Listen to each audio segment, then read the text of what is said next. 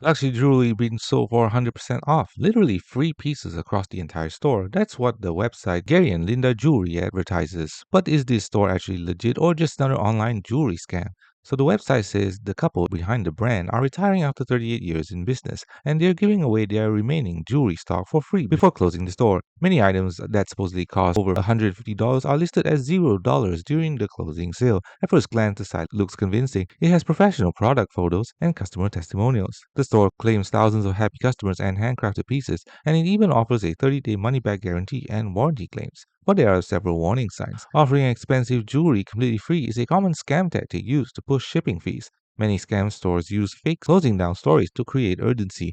Online discussions warn that many similar ads circulate on social media repeatedly. One Reddit user said, "This is 100% a scam. I got fooled." Others report cheap products arriving from overseas that look nothing like the photos. So is Gary and Linda Jewelry legit? Right now, it shows multiple red flags typical of viral jewelry scam sites, especially the free jewelry closing sale tactic. The bottom line, Gary and Linda Jewelry appears high risk and potentially a scam, so it's best to avoid purchasing unless the store provides a verified reputation.